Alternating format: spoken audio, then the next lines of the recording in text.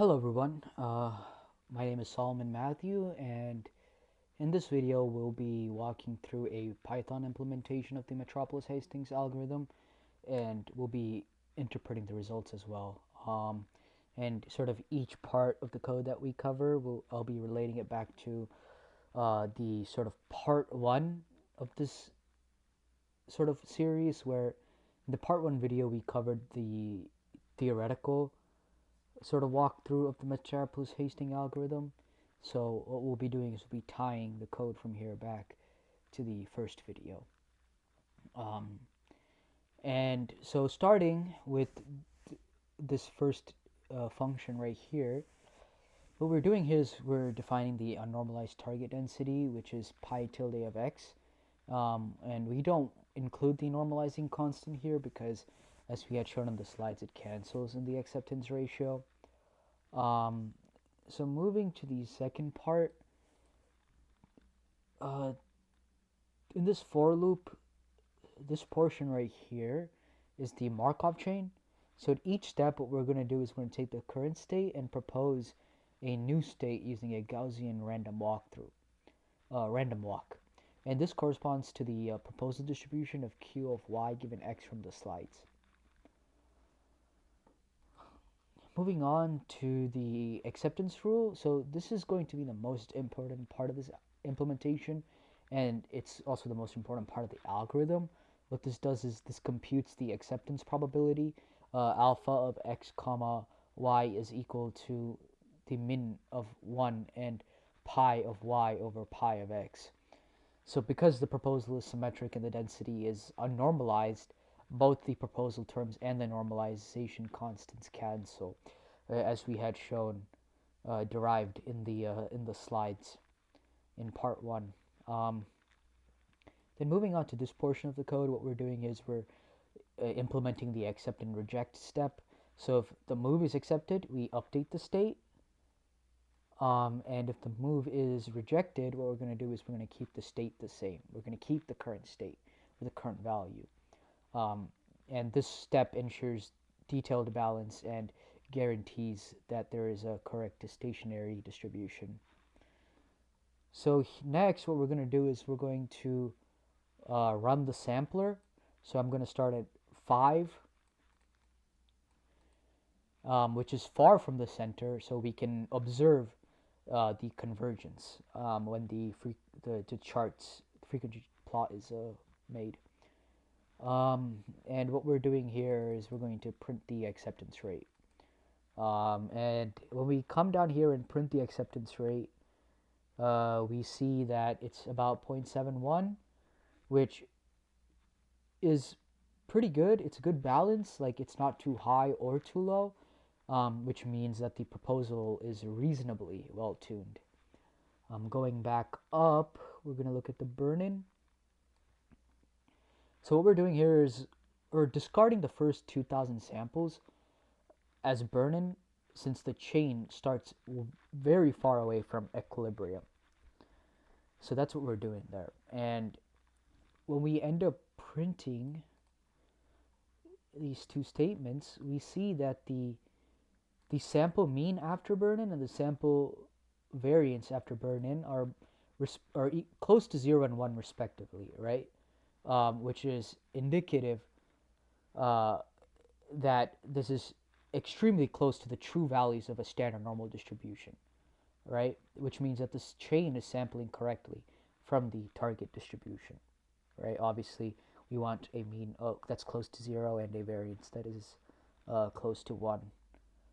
So when we look at the trace plot, what we see is what this is showing is how the chain evolves over time, right? So we see it quickly move from the initial value towards the center, and then it starts sort of fluctuating around the center, right? And this sort of reflects the convergence to the stationary distribution, as was discussed in the ergodicity slide. Now we're going to look at the histogram of the Metropolis-Hastings examples versus the true standard normal density.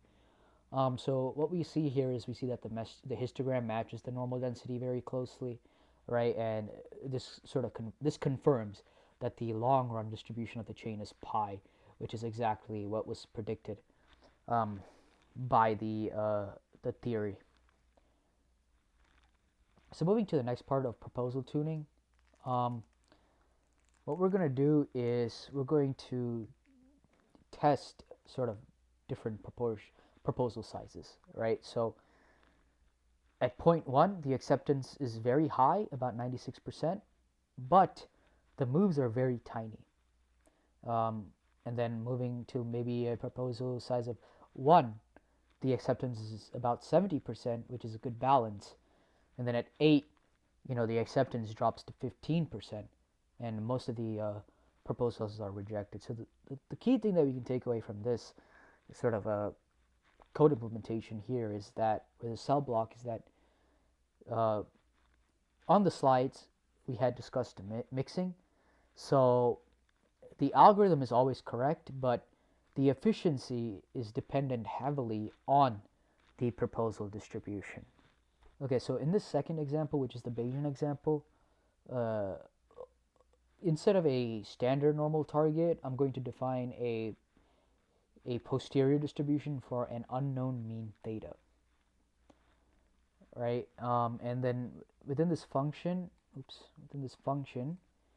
what we're going to do is we're going to implement the log of likelihood plus the log of prior, which corresponds exactly to the Bayesian formula from the slides, where the posterior is proportional to the likelihood times the prior, right? And then moving down to the Metropolis-Hastings theta function, we're going to take a look at this 2 lines here, and this is the same acceptance rule as before, right? But now it's applied to the posterior distribution. Again, the normalization constant is excluded, and it's not here because we've shown it cancels out in the slides. And then coming down to the output, we see that the acceptance rate is about 0.36, which is lower than the first example, but it's still reasonable for this problem. And we see that the mean is 2 and the posterior standard deviation estimate is about 0.15. So the posterior mean estimate is very close to the true value of 2, and the posterior standard deviation is about 0.158, which reflects the sort of uncertainty in the estimate. And obviously here we had set true theta equal to 2. So yeah, this shows that the Metropolis-Hastings is correctly recovering the posterior distribution using only the unnormalized density. And this was something that we had covered in the earlier slides. So this trace plot here shows that the chain is quickly moving toward the posterior region, right? It just shoots up, moves to the posterior region, and it begins stabilizing in that sort of region, right? And then the histogram shows the posterior distribution centered around the true parameter value of 2, right, which is theta, and that's what we see here as the mean estimate, and we had set that as 2 here earlier. So to conclude, pretty much this implementation shows that every concept from the theory slides appears directly in practice. The algorithm constructs a Markov chain using a proposal distribution. It applies the acceptance rule to enforce detailed balance, and then produces samples that converge to the target distribution.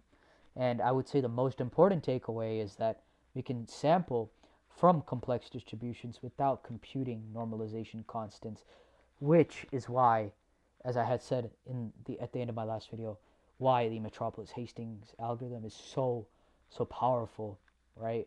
So beautiful when it comes to Bayesian machine learning. Thank you.